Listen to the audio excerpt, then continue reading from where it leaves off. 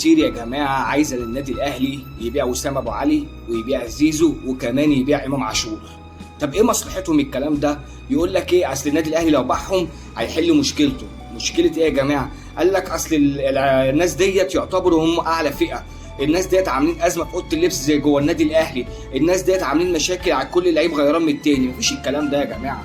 اللي عايز النادي الاهلي يبيع وسام ابو علي او زيزو او امام عاشور هو كده عايز يهد الفريق. ما ينفعش انا يعني ابيع احسن لعيبه في مصر واللعيبه دي بتلعب في النادي الاهلي واقول لك عشان النادي الاهلي يحل مشاكله، زي محمد عميره امبارح طالع يقول لك كده مع مهيب، يقول لك النادي الاهلي لازم يبيعهم. يبيع مين؟ يبيع مين؟ انت بتفهم؟ ابيع مين؟ ابيع ناس يعتبروا هم الفريق، دول احسن لعيبه يا ابني في مصر. ابيع مين يا ابني؟ يقول لك ايه انت وسام ابو علي ليه ما بعتوش للريان؟ ما جالك فيه 7 مليون دولار ولا 8 مليون دولار؟ لا، النادي الاهلي عايز 10 مليون دولار مش عايز 7 ولا 8. ده كمان العرض كان مقدمه للريان بيقول لك انا هدفع 5 مليون دولار واقسط 3 مليون دولار ومش عارف هعمل ايه. مفيش جديه، مفيش جديه. ما لو في جديه كان الاهلي باعه وكان جاب مثلا يوسف سيليتش ولا جاب اسامه فيصل. اسامه فيصل البنك الاهلي لو ادينا له فيه 70 مليون جنيه هيسيبه. اسامه فيصل مش وحش بس برضه مش احسن من اسامه ابو علي. واسامه ابو علي كلنا بنحبه. هو النادي الاهلي هيعدل العقد بتاع اسامه ابو علي. يا وسام طلباتك ايه؟ ويحاول يقرب المسافات وبرضه يبقى في ترضيه لاسامه ابو علي. امام عاشور حصل معاه نفس الكلام وتم تعديل عقد امام عاشور. الشناوي برضه عدلنا عقده 75 مليون. الشناوي يعتبر بالفئه ايه؟ كلاس.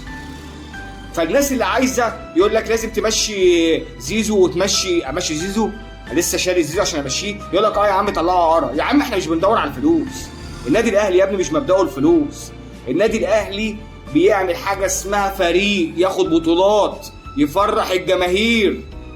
فريق بطولات يفرح الجماهير. لو على الفلوس والمكسب كده شركات الكوره اللي في النادي الاهلي بتحقق مليارات. فلوس ايه اللي بتتكلموا عليها؟ فلوس ايه اللي بتتكلموا عليها؟ روحوا دوروا على الفلوس بعيد عننا. روحوا دوروا على الفلوس بعيد عننا. احنا يا حبيب قلبي بنعمل فريق عشان ناخد بيه بطولات.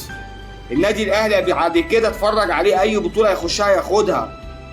فلوس ايه يا حبيبي؟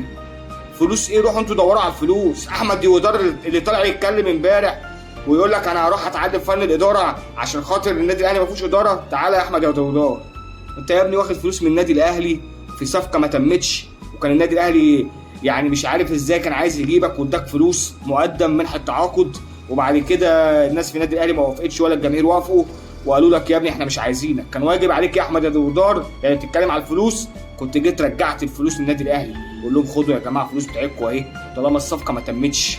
ايوه، ازاي تقبلوا على نفسك؟ ازاي تاخد فلوس من النادي الاهلي اللي بتتكلم على الفلوس انت؟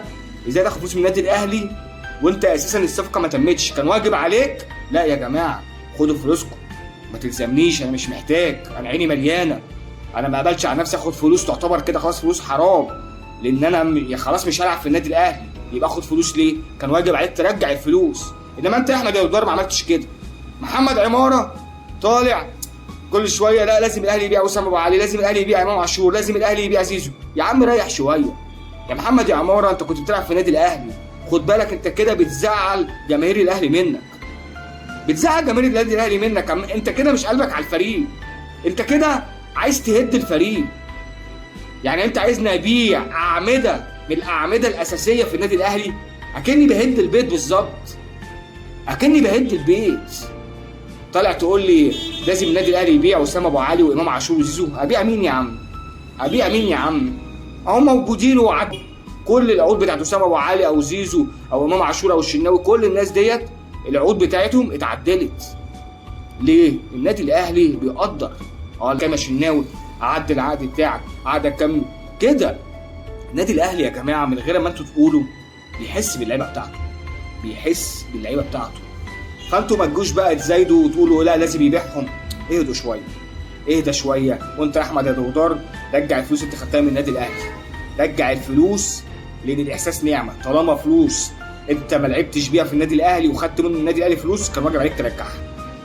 الا بقى لو النادي الاهلي كده يعني يعتبر زي ما قالوا كده يعني ادهم لك منحه، ادهم لك بقشيش، خلاص هتقبله مع نفسك، خلاص هو كده كده النادي الاهلي ياما ضيع وياما صرف، فبجملت عادي، بس ما تتكلمش على فلوس.